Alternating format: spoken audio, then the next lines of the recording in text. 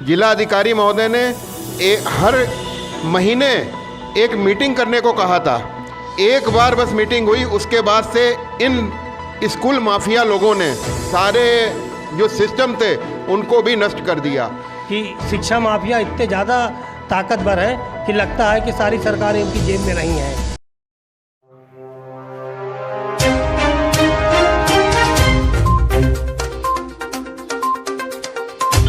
नमस्कार, आप देख रहे हैं सिटी टाइम्स। हम बात करेंगे अभिभावक वेलफेयर एसोसिएशन, लोग यहाँ बैठे हैं। शिक्षा का सत्र शुरू हो चुका है, बच्चों से फीस ली जा रही है, किताबें जो हैं स्कूलों में एनसीईआरटी की नहीं चल रही हैं, बताया जा रहा है कि वो निजी प्रकाशक की चला रहे हैं। तो इस पर आपका क्या कहना है? देखिए, सरकार केवल कागजों में कार्रवाई कर रही है। या पहले ये कहा गया था कि हर स्कूल अपना आय व्यय का ब्यौरा देगा, टीचरों को कितनी सैलरी दे रहा है, बच्चों से कितनी फीस वसूल रहा है। एक बार केवल ये कार्यक्रम होके रह गया है। जिलाधिकारी महोदय ने हर महीने एक मीटिंग करने को कहा था। एक बार बस मीटिंग हुई, उसके बाद से इन स्कूल माफिया लोगों ने सारे जो सिस्टम थे उनको भी नष्ट कर दिया, क्योंकि अपनी मोनोपोली के आगे ये सिर्फ जो चाहते हैं वो करते हैं। एक चीज़ है, आपका स्कूल बहुत अच्छा है, हम मान रहे हैं आपकी बिल्डिंग बहुत अच्छी है, आपने बहुत अच्छी तरीके से तैयारी करी है, लेकिन महोदय टीसी 1 रुपये में दी जाती है। टीसी की कीमत सरकार ने 1 रुपये तय कर रखी है। आप ये टीसी 200 रुपये, 300 रुपये, काउंटर साइन वाली 500 रुपये में कैसे दे रहे हैं? क्या सरकार को ये भी नहीं दिखाई दे रहा है? आदमी के कपड़े उतार लिए जा रहे हैं। जो भी आदमी कोई भी व्यवसाय कर रहा है या कारोबार कर रहा है, जितनी वो जीवन में कमाई करता है उसकी आधी से ज़्यादा उसकी जो भी कमाई है अपने बच्चों के शैक्षणिक जीवन पे खर्च हो जाती है। उसके बाद भी बच्चा शून्य। जब बच्चा ग्रेजुएशन हो गया, नौकरी के लिए धक्के खा रहा, तब उस माँ बाप से पूछो कि उसने क्या किया क्या नहीं किया। और ये स्कूल मालिक, जिनको शायद साइन डालना भी नहीं आता होगा अभी कुछ को, वो सब अपने मैनेजर बने बैठे हुए हैं और एक मोनोपोली चला के उन लोगों ने ना तो कभी अच्छी शिक्षा ग्रहण की है और ना कभी अच्छी शिक्षा दी है।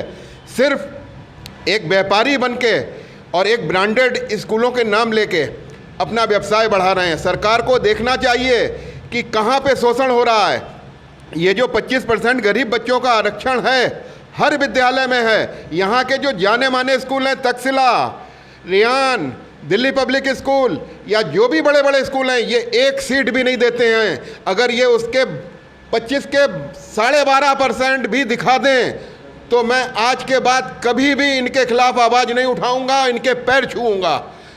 बस मुझको इतना ही कहना है। अब मुझे तो इसमें कुछ कहने की ज़रूरत ही नहीं है। सब कुछ तो हमारे वरिष्ठ उपाध्यक्ष डॉक्टर मनोज पांडे जी ने कह ही दिया है और मैं इनकी बातों से पूर्णतः सहमत हूँ।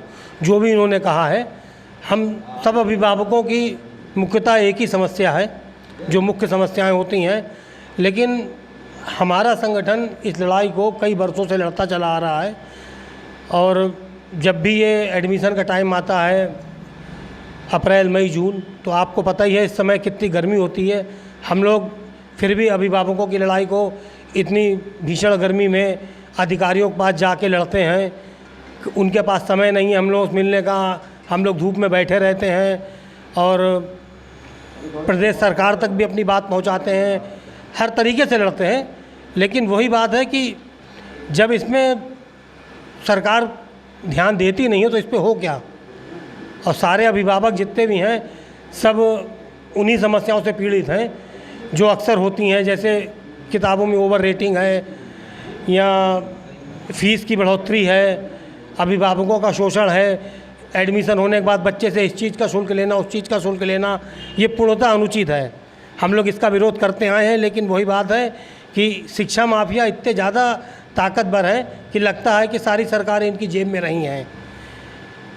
शुरू में जब योगी जी आए थे, पहला कार्यकाल इनका था, तो हम सभी अभिभावकों को बहुत आशाएं थीं कि चलो कोई नई सरकार आई है और योगी जी काफ़ी आक्रामक नेता कहे जाते हैं, हम जनता और अभिभावकों की समस्याओं को सुनेंगे।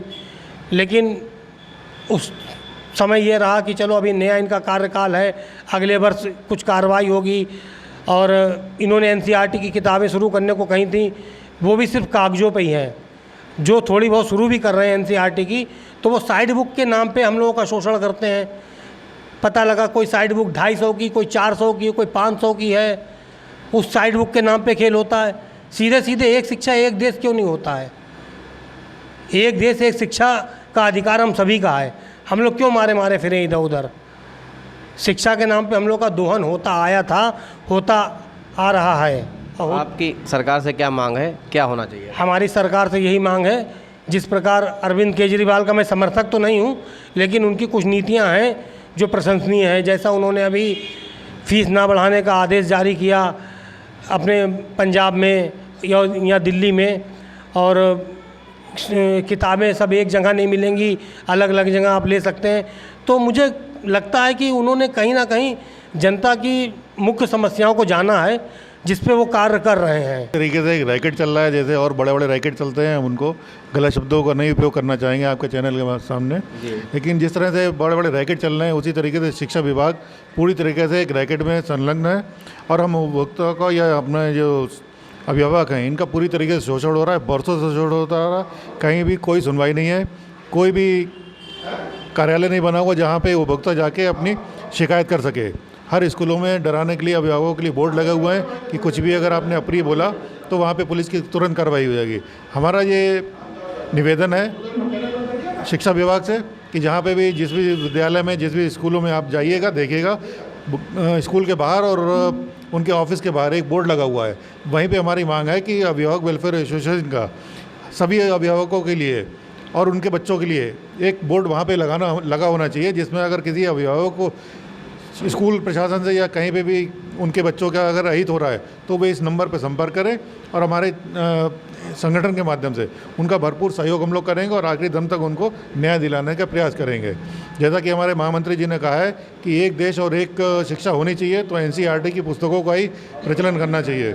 माननीय मुख्यमंत्री जी से भी मेरा निवेदन रहेगा कि सब जगह आपने जो अपना बुलडोजर चलाया है, तो एक बार अपना शिक्षा विभाग जो इतना भ्रष्ट हो चुका है, इनके ऊपर भी अपना बुलडोजर चलाएं, और हम अभिभावकों का जो कि कोरोना काल में पिछले 2 साल से बढ़ती महंगाई और बेरोजगारी में बिल्कुल त्रस्त हो चुके हैं, तो किसी और गवर्नमेंट जो नाम तो लेना आपके सामने हम उचित नहीं समझ रहे हैं, लेकिन उनसे एक शिक्षा जरूर ली जा सकती है। हम आम आदमी का जो आज शोषण हो रहा है, तो शिक्षा, स्वास्थ्य और एजुकेशन हर बच्चों के लिए निःशुल्क होना चाहिए, मुफ्त होना चाहिए, जैसे कि कई प्रदेशों में शुरुआत हो गई है। आपसे निवेदन है कि अगर आप भी इस ओर अपना कहीं ध्यान आकर्षित करते हैं, तो शिक्षा माफिया के द्वारा जो आज उत्पीड़न हो रहा है, जिसमें अभिभावक चाह के भी नहीं कुछ कह पा रहा है और अपनी जीवन की आधी ज़्यादा पूंजी अपने बच्चों को पढ़ाने में लगा देता है, तो आपसे निवेदन यही है कि कम से कम बच्चों की शिक्षा, स्वास्थ्य और जो विद्युत है, इसको आप शुल्क फ्री करें। यही आपसे निवेदन है। तो मैंने मीटिंग के लिए बात हुई, तो मैं यहाँ पर उपस्थित हुआ हूँ। ये जो एसोसिएशन जो हमारी बात कर रही है कि जितने भी, कहने का मतलब प्राइवेट स्कूल हैं, ये हर साल फ़ीस ले रहे हैं, हर साल जो है वो पैटर्न चेंज कर रहे हैं, किताबों के पैटर्न चेंज कर रहे हैं।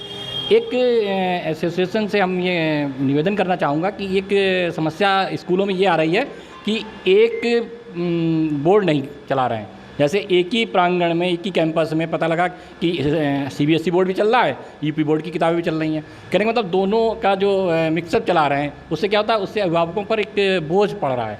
तो इस चीज़ को भी हमारी एसोसिएशन जो है, एसोसिएशन के माध्यम से इसको उठाया जाए और इसको जो है प्रशासनिक अधिकारियों तक, आगे तक पहुँचाया जाए। और रही बात हम जो लगाम की बात हो रही है कि प्राइवेट स्कूलों पर, तो अगर हम लोग मिलकर काम करें, एक अभिभावक मिलकर अगर काम करें, तो कहीं ना कहीं अंकुश लगेगा। दूसरा यह है कि हमें एसोसिएशन का साथ देना चाहिए कि अगर वो हमारे हित की बात कर रही है, तो ये नहीं है कि आप आगे चलो और हम पीछे से आ रहे हैं, ये नहीं होना चाहिए। अगर हमारी एसोसिएशन आगे चल रही है, तो हमारा भी फ़र्ज़ बनता है कि उसके साथ कंधे से कंधा मिलाकर हम चलें। तो आपकी क्या मांग है, क्या होना चाहिए? यही होना चाहिए कि हमारे जितने भी जो इस तरह शोषण हो रहे हैं, ये फीस का, किताबों का, ड्रेस का, ये इस तरह से ये शोषण बंद होना चाहिए। देखिए, सुधार होगा, धीरे धीरे होगा। अगर सब चाहेंगे तब सुधार होगा, एक के होने से नहीं होता है। आप लोगों का भी सहयोग चाहिए, मीडिया भी इसको सहयोग करे और पब्लिक भी सहयोग करे, तब ये सुधार हो सकता है। अन्यथा जैसे क्रांति कैसे होती है, एक चिंगारी, उसके बाद एकदम से आग, यही तो होता है। तो कहीं ना कहीं इसी चीज़ की आवश्यकता है कि धीरे धीरे हम लोग सुधार करें और अपने अंदर सुधार करें। और बस जैसा कि भाई साहब ने कहा कि केवल मेरी तो एक ही मांग है कि जो माननीय हाई कोर्ट ने जो निर्णय दिया था कि जितने भी वेतनभोगी कर्मचारी हैं, ट्रेजरी से वेतन लेने वाले, चाहे वो नेता, अधिकारी, कर्मचारी कोई भी हो, मंत्री कोई भी हो, वो अपने बच्चों को सरकारी स्कूलों में दाखिला करवाएं। जैसे ही ये चीज़ हो जाएगी, एक वर्ग के वहाँ जैसे क्या होता क्या है असल में कि प्राइमरी में एक वर्ग पढ़ रहा है, सरकारी स्कूलों में आज एक वर्ग पढ़ रहा है, और जो हाई लेवल के स्कूल हैं वहाँ एक वर्ग पढ़ रहा है। तो कहीं ना कहीं एक वर्ग, अलग अलग वर्ग डेवलप हो गए हैं। तो बस यही सबसे बड़ी कमी है। इस कहने का मतलब समानता का अधिकार मिल ही नहीं पा रहा है। जो एक अभिभावक जो पीड़ित है, हर अभिभावक चाहता है कि उसका बच्चा एक अच्छे स्कूल में पढ़े और एक अच्छी पढ़ाई करे और उनका नाम रोशन करे, लेकिन शिक्षा आज की देर में व्यवसाय बन चुका है। कहीं ना कहीं अभिभावक भी चाहता है कि आवाज़ उठाए, लेकिन अपने बच्चे को कि उसका कुछ परेशानी ना हो स्कूल के अंदर, उसको परेशान ना किया जाए, इस वजह से वो उस आवाज़ को बुलंद नहीं कर पाता। आज हमने जो संगठन बनाया उसका रीज़न यही है कि हम उसके बात को और लोगों के सामने पहुंचाएंगे, ताकि जो है लोग हमसे आके जुड़ें। संगठन बनाने का उद्देश्य सिर्फ इतना ही है कि जब तक संगठन तभी मजबूत होगा जब सारे अभिभावक हमसे जुड़ेंगे और आके जो भी शिकायत होगी हम उसको निवारण करेंगे और स्कूल में जाके उसकी बात रखेंगे। हमने जिला स्तर पे जिला प्रशासन के पास भी जाके सारी बातें करी थी कोविड में, और हमें आश्वासन भी मिला था, लेकिन उन्होंने एक ही बात कह के पल्ला झाड़ लिया कि अभी सरकार ने कुछ ऐसा कदम नहीं करा है तो हम क्या एक्शन करें। लेकिन कहीं ना कहीं जो शिक्षा की जो प्रणाली है, जो चयन होता है, उसमें जो चीज़ें गलत होती हैं उसमें हम उस चीज़ को सही माध्यम से दर्शा नहीं पाते या देख नहीं पाते कि क्या चीज़ हमारे लिए बेहतर है, क्या नहीं बेहतर है। आज अगर हम जाएं सरकारी स्कूल में तो अगर हम देखते हैं कि हाँ बच्चे पढ़ रहे हैं, ठीक है, लेकिन अभी जो सरकार का भी ये दायित्व बनता है कि सरकारी शिक्षा का जो स्तर है उसको बढ़ाएं, उस शिक्षा के स्तर को ऊँचा करें, तभी हम अभिभावक भी उस पे कदम को आगे बढ़ा पाएंगे।